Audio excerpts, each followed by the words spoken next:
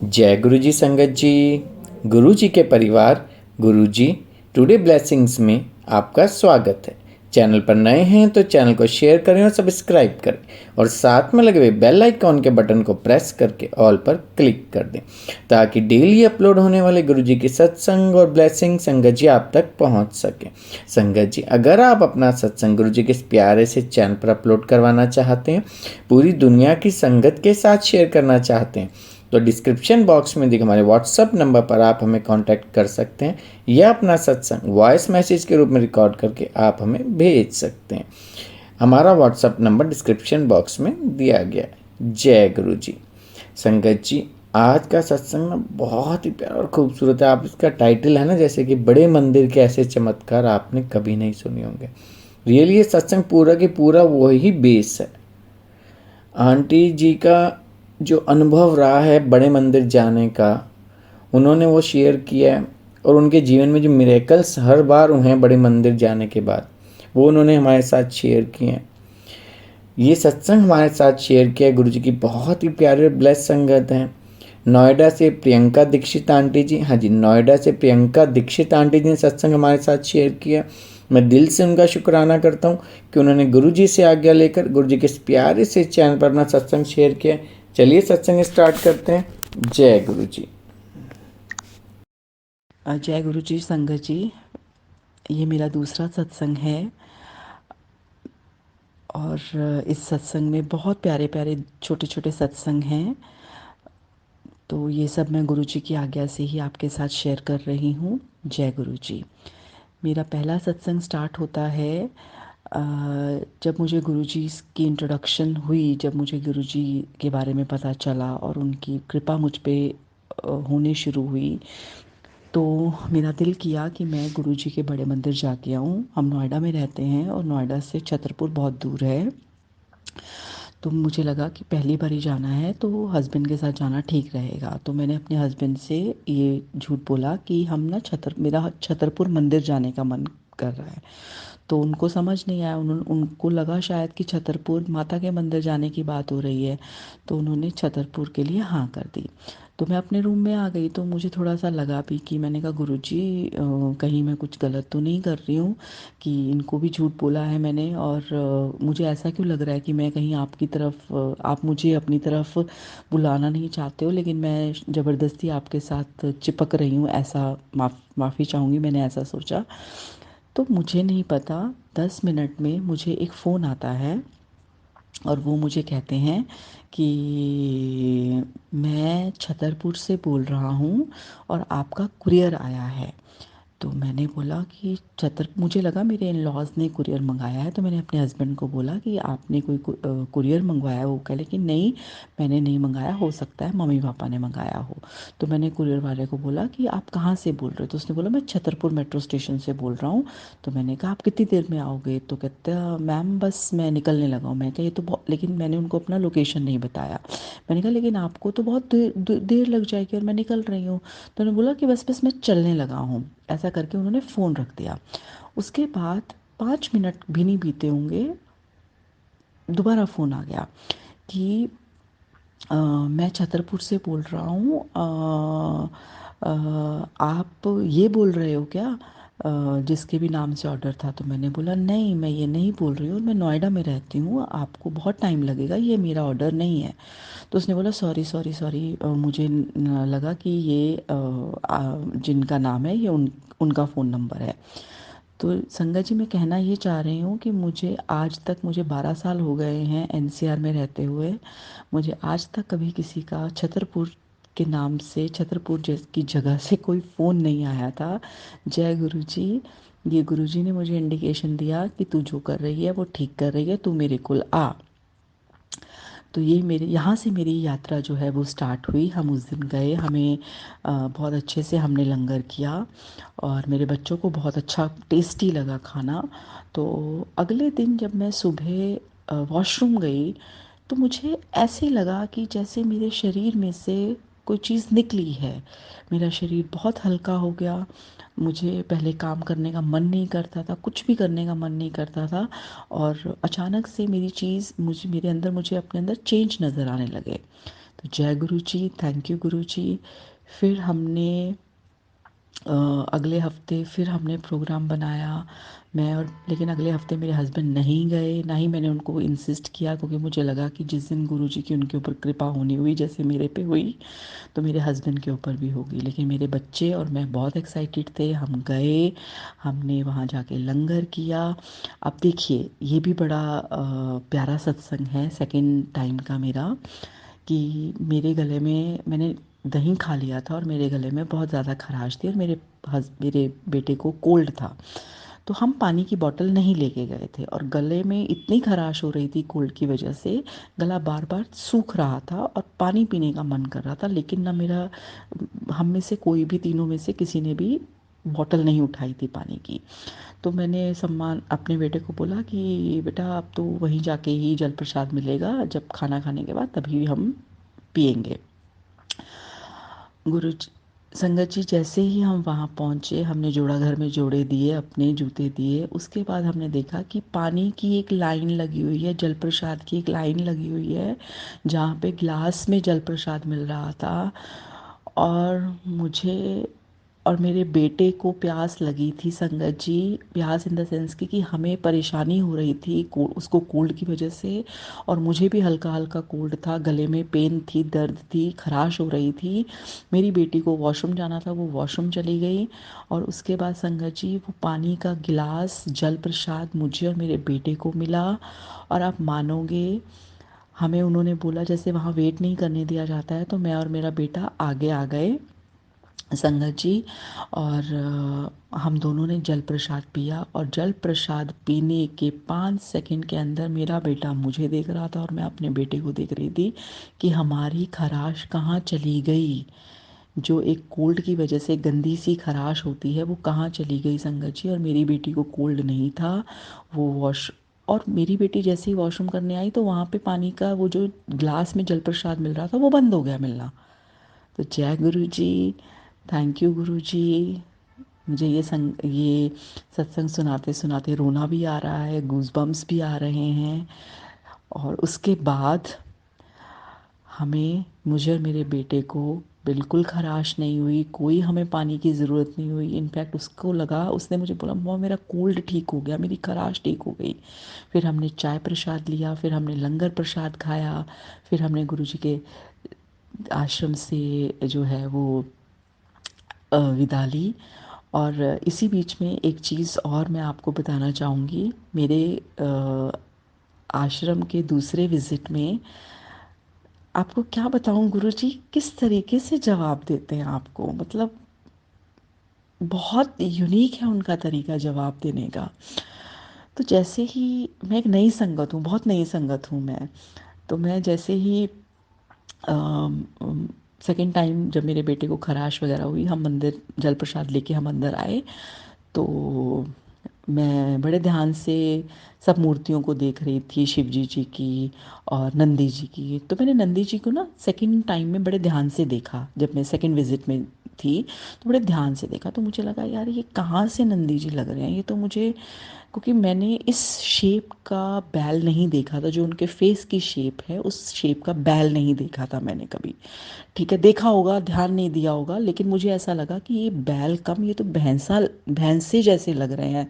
Sorry गुरुजी, sorry संगत संगत जी, लेकिन मुझे ऐसा लगा कि ये तो बैल नहीं लग रहे, ये तो इनकी शक्ल जो अगले वाली है, नथुने वगैरह, इससे तो ये भैंसा जैसे इनकी शक्ल लग रही है। ये सब बातें हुई मेरे दिमाग में आई, सोची आई, और मैं आके सब अपना लंगर प्रसाद लिया, जल प्रसाद दोबारा बॉटल वाला लिया और हम बाहर आ गए। संगत जी आप मानोगे नहीं, हम बाहर आके अपनी कैब का वेट कर रहे थे, मैं और मेरे बच्चे, इतने में एक गाय आती है, जो मुझे लगा गाय है। तो जैसे ही वो गाय ने की शक्ल मेरी तरफ हुई, वो बिल्कुल हूबहू उनकी शक्ल वैसी थी जैसे अंदर नंदी जी की शक्ल थी।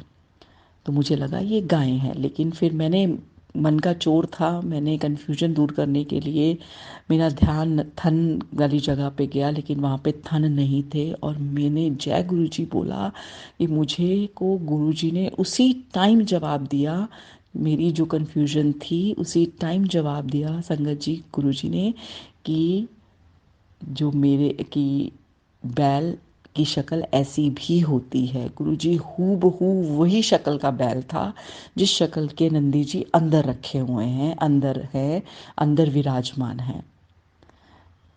माफ़ी करिएगा संगत जी, अगर थोड़ी सी लैंग्वेज में रफ़ हो जाए मेरी, तो मुझे प्लीज़ माफ़ कीजिएगा। तो इस तरह से गुरुजी ने उस दिन मेरे क्वेश्चन का जवाब दिया, जो मुझे बहुत अच्छा लगा कि गुरुजी आपको उसी वक्त जवाब देते हैं जिस वक्त आपके दिमाग में किसी भी तरह की कोई कन्फ्यूजन आती है संगत जी। और गुरुजी अपने भक्तों का कितना ध्यान रखते हैं, अपने बच्चों का कितना ध्यान रखते हैं, उससे रिलेटेड मेरा ये अगला सत्संग है। मैं अपनी बेटी को कहीं लेके गई थी, उसका कुछ एग्ज़ामिनेशन ही कहूँगी अभी मैं। तो मैं वहाँ लेके गई थी, तो वो स्टक हो रही थी बार बार। मैं बाहर वेट कर रही थी, तो मैंने गुरुजी को बोला कि गुरुजी प्लीज़ इसको ये चीज़ क्लियर करवा दो, मैं आपका ना आज शाम को ही सत्संग करूँगी। अब मुझे नहीं पता था कि शाम को क्या लिखा है मेरी किस्मत में। तो और मेरी बेटी बहुत अच्छे तरीके से वो उस सिचुएशन से बाहर आ गई। और इतने में मैंने गुरुजी का शुक्राना किया कि शुक्राना गुरुजी, आपने मेरी बेटी को इस सिचुएशन से बाहर निकाला। तो मेरी एक फ्रेंड है जो मैं कौन होती हूँ किसी को जोड़ने वाली, लेकिन मतलब उसका भी कृपा होनी थी, तो उसका मुझे, हम दोनों आपस में एक दूसरे से बात करते रहते हैं, गुरुजी की डिस्कशन करते रहते हैं। तो उसने मुझे फ़ोन किया और फिर हम दोनों ने यही वाले जो सत्संग मैं आप लोगों से शेयर कर रही हूँ, आप सब संगत से शेयर कर रही हूँ, उसने अपने सत्संग शेयर किए और मैंने अपने सत्संग शेयर किए। तो और मैं उसे बोल रही थी कि देख, आज ना मैं सोच ही रही थी कि गुरुजी का सत्संग शेयर करना है, गुरुजी का सत्संग मैं आज ज़रूर करूँगी घर जाके। इसी चैनल पे मुझे सत्संग लिख के भेजना था, मतलब रिकॉर्ड करके भेजना था, लेकिन देख तूने मुझे फ़ोन कर लिया, तो हमारा सत्संग हो गया। अब मैं बहुत खुश थी कि गुरुजी ने मेरी फ्रेंड जो है वो उनसे सत्संग करवा लिया।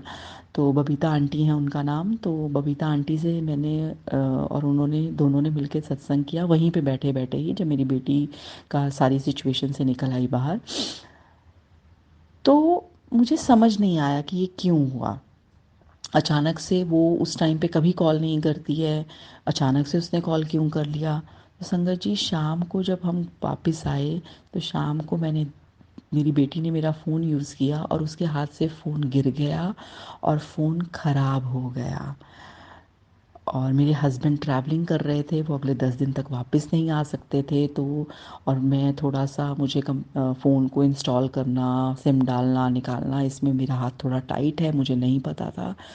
तो इसलिए संगत जी, उन्होंने, गुरुजी ने, जो मुझे बाद में समझ आया कि गुरुजी ने बाद में इसीलिए मेरा सत्संग सुबह करवा दिया बबीता आंटी के साथ, ताकि मैं शाम को नहीं कर पाती और मैं अपने वचन से पीछे रह जाती। तो गुरुजी ने मेरा मान रखा, मेरा वचन रखा, मेरा सम्मान रखा। थैंक यू गुरुजी, जय गुरुजी, थैंक यू गुरुजी, जय गुरुजी।